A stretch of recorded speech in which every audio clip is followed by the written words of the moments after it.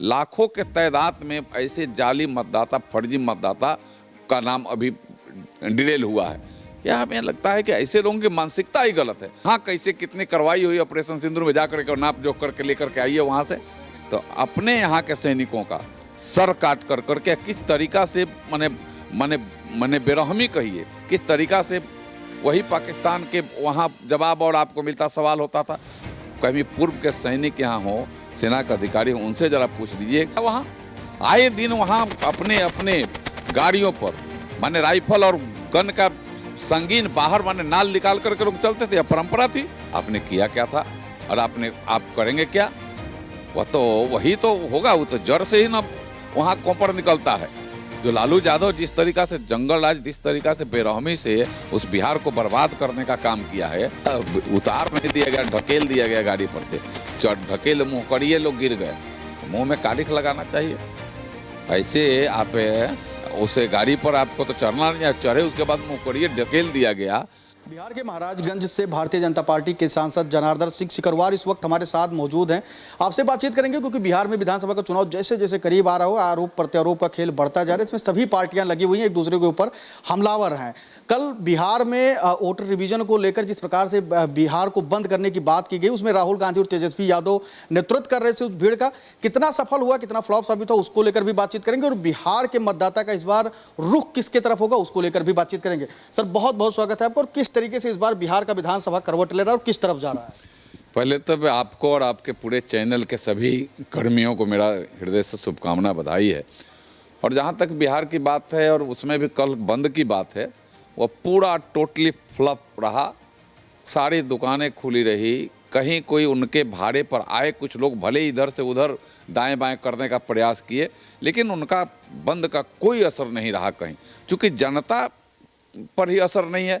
जनता भी उनके कार्यकलापों को देख रही है और जानती है पहले से, तो उनके जनता पर जिसका असर नहीं होगा उसका बंद का क्या असर होगा? बंद का असर 100% फ्लॉप रहा उनका। और जहाँ तक कि आप कह रहे हैं कि बिहार में चुनाव का क्या स्थिति रहेगी, मैं आपको यह बता रहा हूँ और पूरे विश्वास के साथ आपको मैं यह बात कह रहा हूँ कि आज 2025 चल रहा है। 2025 में बिहार में विधानसभा का चुनाव होना है। 2025 में 225 सीटें कम से कम एनडीए गठबंधन, भारतीय जनता पार्टी, जनता दल यू और रामविलास पासवान जी की पार्टी, वहाँ चिराग पासवान जी हों, वहाँ हमारे जीतन राम मांझी जी हो, उपेंद्र कुशवाहा जी हों और अन्य जो हमारे साथ जुड़े हुए लोग हैं, वो सब मिलाकर के हम 225 सीटें कम से कम जीतेंगे। यह स्थिति वहाँ है आज। विपक्ष का आरोप है आप लोगों के ऊपर, भारतीय जनता पार्टी के ऊपर और नीतीश कुमार जी के ऊपर। कह रहे हैं कि डर गए हैं आप लोग चुनाव से, इसीलिए तमाम वोटर लिस्ट से जो नाम थे और तमाम जो मुस्लिम समाज के लोग हैं, दलित, शोषित, वंचित, पिछड़े लोग हैं, उनका नाम ही कटा दिया आप लोग। नाम दलित, शोषित, पिछड़े कहाँ बात है? चुनाव आयोग के लिए जमीन पे उतरे हैं। चुनाव आयोग ने तो स्पष्ट कहा है और मतदाता पुनरीक्षण तो होते रहा है। 2003 में हुआ था और फिर अभी 2025 में हो रहा है। हमें लगता है कि वह लोग डर गए हैं कि हम गलत वोट जो ऐड कर करके लोगों का वोट करवाते थे, अब गलत वोट क्या विदेशी वोट दें यहाँ, बांग्लादेशी वोट दें यहाँ, और उन लोगों का नाम कहीं आपने चढ़वा लिया है। उन लोग पहले हमारे महागठबंधन के लोग, तो वो कटना चाहिए कि नहीं कटना चाहिए? बिहार में चुनाव हो चाहे देश में चुनाव हो, देश के जन्मे, देश में पले पोसे और देश में उनके पूर्वज रहे, वैसे लोग यहाँ मतदान करें। और इसीलिए अब चुनाव आयोग मतदाता पुनरीक्षण करने का काम कर रही है और सही मायने में उसको अब आधार से जोड़ देगी। आधार से जोड़ देगी तो उसका भी एक अलग से मिलेगा थी। अभी आपको बताएं कि बिहार में अभी लाखों के तादाद में ऐसे जाली मतदाता, फर्जी मतदाता का नाम अभी डिटेल हुआ है। यह हमें लगता है कि ऐसे लोगों की मानसिकता ही गलत है और जिनके मन मानसिकता गलत होगी तो उनको हर चीज़ अच्छा भी गलत लगेगा। और चुनाव आयोग पर भी आज मैंने प्रश्न उठाना, चुनाव आयोग तो एक निष्पक्ष स्वतंत्र संस्था है देश की, और उस पर भी प्रश्न उठा रहे हैं आप। इन लोगों को किसी पर विश्वास नहीं है। जब सर्जिकल स्ट्राइक हुई तो सेना पर इन लोगों ने प्रश्न उठा दिया कि सेना उनको देखे। इस बार भी कही तो माने कहाँ कैसे वहाँ मिसाइलें काम की, कैसे ऑपरेशन सिंदूर पर प्रश्न उठा दिया। तो एक हमारे साथी ने सही कहा था उस पर कि आपको अगर विश्वास नहीं है तो आपको एक मिसाइल पर बैठा दिया जाता है और टेप इंच लेते जाइए और कहाँ कैसे कितनी कार्रवाई हुई ऑपरेशन सिंदूर में, जाकर के नाप जोख करके लेकर के आइए वहाँ से। वो सब कह रहे थे, विपक्ष वाले जितने नेता हैं कह रहे थे कि इसका राजनीतिकरण नहीं हो, तो सेना ने किया। कोई भी सरकार होती तो करती। इंदिरा गांधी ने भी पाकिस्तान के 2 टुकड़े कर दिए थे उस समय। देखिए, हमें लगता है कि सेना ने किया तो फिर सेना पर प्रश्न क्यों उठा रहे हो? सेना पर प्रश्न क्यों उठा रहे हो? और 14 के पहले आपकी सरकार थी तो क्या होता था? आपकी सरकार थी यहाँ, तो अपने यहाँ के सैनिकों का सर काट कर करके किस तरीका से मने मने मने बेरहमी कहिए, किस तरीका से वही पाकिस्तान के वहाँ जवाब और आपको मिलता, सवाल होता था। कभी पूर्व के सैनिक यहाँ हो, सेना के अधिकारी हो, उनसे जरा पूछ लीजिए कि पहले और आज में क्या अंतर है। आज सेना का मन मिजाज पूरे एकदम देश के प्रति ही नहीं, इस राष्ट्र के प्रति समर्पित है और उस भाव से आगे बढ़कर वैसे सरकार भी उनके लिए समर्पित है। आज ये पहले एक छोटी गोली भी, अभी एक सेना के जवान यहाँ हमको मिले थे, वो छोटी गोली भी बाहर से लाना पड़ता था। और आज भारत आत्मनिर्भरता में इतना आगे बढ़ा है कि बड़े लड़ाकू जहाज भी हम विदेशों को भेज रहे हैं। यह अंतर पहले और आज में है। मिसाइलें हमारे, ड्रोन हमारे, ये तमाम चीजें हम अपने यहाँ निर्मित कर रहे हैं और भारत में और निर्मित चीजों को हम अपने यहाँ उसको उपयोग कर रहे हैं। ऑपरेशन सिंदूर की बात मैंने अगर शुरू कर दिया तो ऑपरेशन सिंदूर में भी जितने हमारे मिसाइलें, जितने हमारे ड्रोन, जितने लड़ाकू फाइटर विमान, वो भारत निर्मित है। और हमारे उनके उस पर इतना बड़ा गर्व है हमें भारत के सेना पर गर्व है हमें, और भारत के सेना पर हमें गर्व है। इस बात को हम कहें तो उसका राजनीतिकरण हो गया। यही मानसिकता का फेर है, यही मानसिकता का फेर है। सैनिक आधुनिक हुए हैं, मजबूत हुए हैं, सशक्त हुए हैं। आज भारतीय सेना उस तरीके से है कि किसी भी दुश्मन को कड़ा जवाब देने की क्षमता रखती है। बिहार कितना मजबूत हुआ आप लोगों के नेतृत्व में?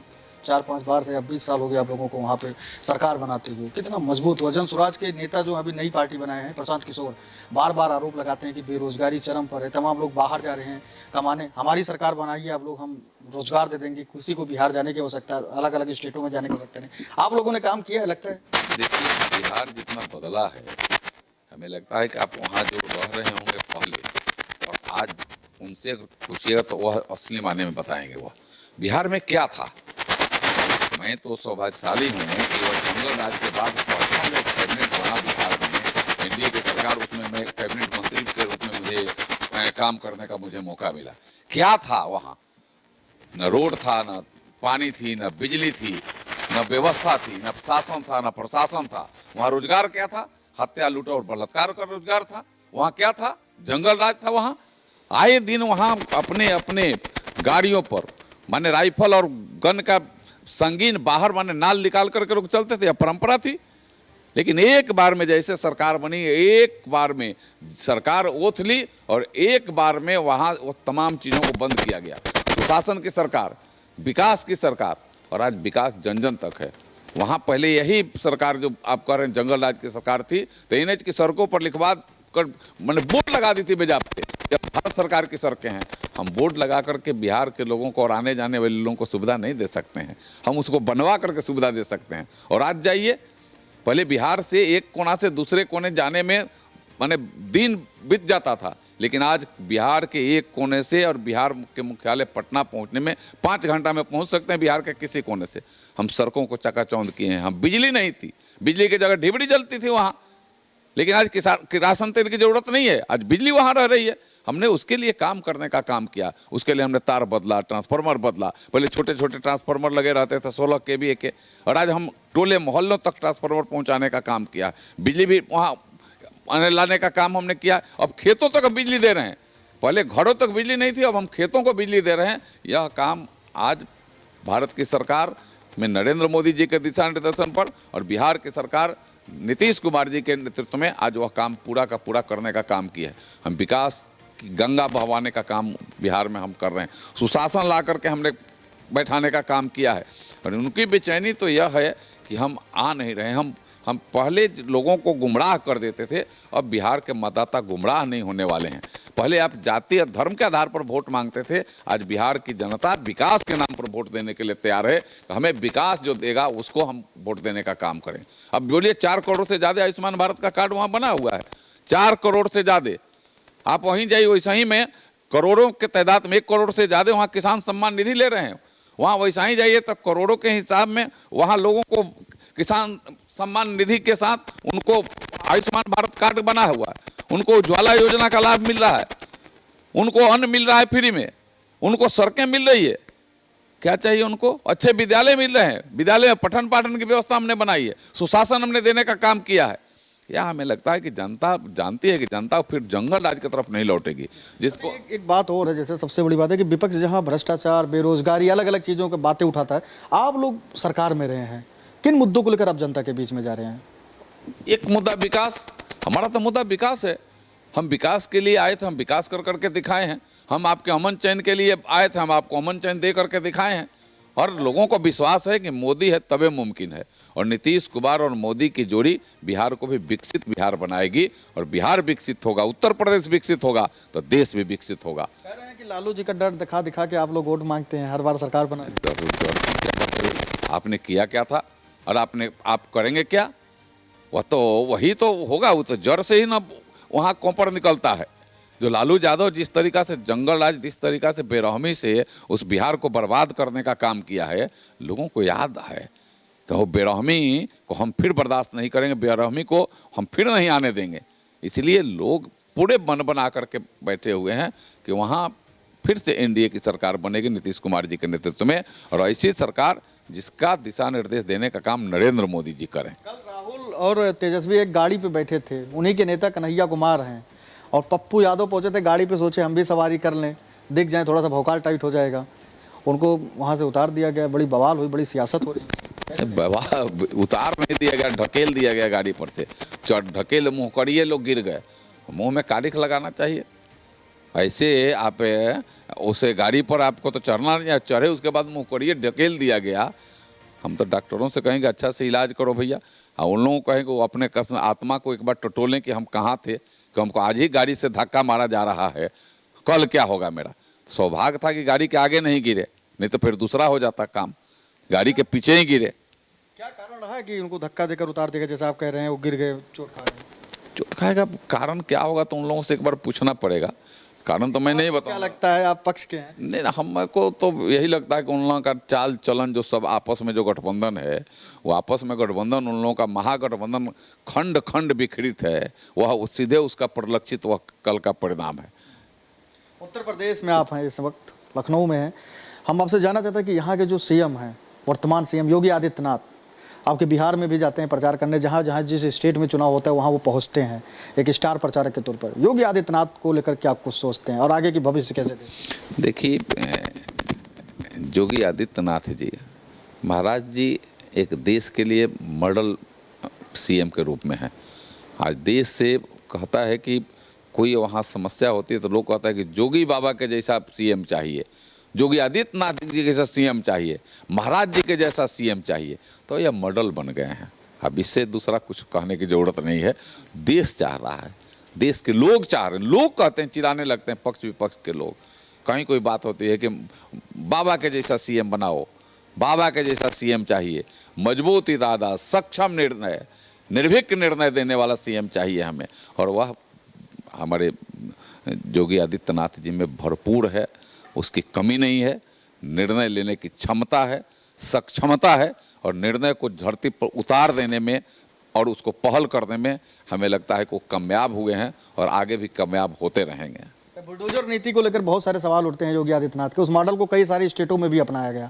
कैसे देखते हैं इस नीति को कि बुलडोजर से घर गिरवा देना किसी अपराधी को जेल जाने के बाद भी उसके घर गिरवा दिया? अच्छा, अपराधी किसी का हत्या कर करके, किसी का लूट कर करके घर बनाया हो तो उसका घर पे क्या करना चाहिए?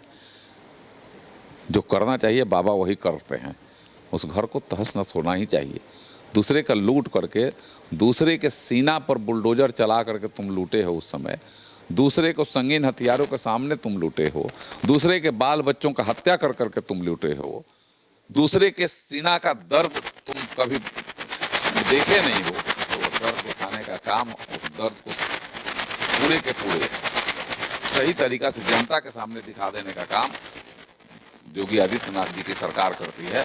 और बुलडोजर चला करके सही मायने में ऐसे लोगों का घर उन्होंने तोड़ने का काम, उनके संपदा को नष्ट करने का काम किया है। यह दूसरे में साहस नहीं हो सकता है।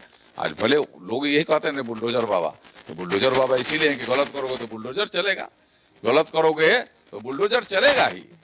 लास्ट सवाल आपसे हम लेते हैं। सावन आ गया है, कांवड़ यात्रा निकल रहे हैं तमाम श्रद्धालु लाखों की तादाद में। उत्तर प्रदेश के सीएम योगी आदित्यनाथ ने बहुत बड़ा ऐलान किया और कहा कि नेम प्लेट लगेंगे दुकानों पे। पहले सघन जांच होगी कि कौन मुसलमान है कौन हिंदू है, किससे कांवड़ी की यात्री जो श्रद्धालु उनमें किसी भी प्रकार की कोई दिक्कत ना हो। उसको कैसे देखते हैं? इस पर भी उत्तर प्रदेश की जो मुख्य विपक्षी पार्टी है समाजवादी पार्टी, वो यहाँ तक कह दे कि जब बाबा को इतनी फिक्र है श्रद्धालुओं की तो डीएम एसडीएम को खड़ा कर दे माला पहनाने के लिए। देखिए, हमें लगता है कि सनातन के दृष्टि से और जहाँ तक आस्था की दृष्टि से कांवड़ यात्रा सामान्य यात्रा नहीं है। कांवड़ यात्रा में लोग सैकड़ों मीलों तक लोग पैदल चलते हैं कांवड़ लेकर के। वो आस्था पर प्रश्न खड़ा करने का प्रयास करता है अपने चंद आमदनी के लिए। दुकानों पर पट्टा दूसरा लगा देता है, बोल बम का पट्टा लगा देता है, जय श्री राम का पट्टा लगा देता है, करता है। हम धर्म के आधार पर चलते हैं, बिना खाए बिना पिए बिना किसी चीज का चिंता किए हुए, न रात की चिंता न दिन की चिंता, न सुबह की चिंता न शाम की चिंता।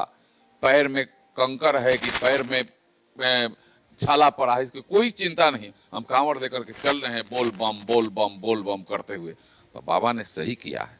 बाबा ने आस्था को हमें लगता है कि संवारने सजाने का और आस्था के प्रति सही सम्मान देने का काम किया है। और ऐसे लोग आज भी आपने देखा, 2 दिन पहले हमने देखा था कि दूसरा लगा कर बोर्ड लगा करके उसमें काम करने वाला दूसरा था। क्या होता है भाई, हम इतना मेहनत से आते हैं और मेरा आस्था पर प्रश्न खड़ा कर देते हो, आस्था पर घात कर देते हो। ये होना ही नहीं चाहिए, पहले से जो होता आया है। और दूसरे पार्टी के यहाँ के लोग जो हैं वो वोट के लिए करते हैं, और बाबा सनातन और राष्ट्र के नवनिर्माण और राष्ट्र के और कांवड़ियों के जो मन का आस्था है उसको रक्षा के लिए करते हैं।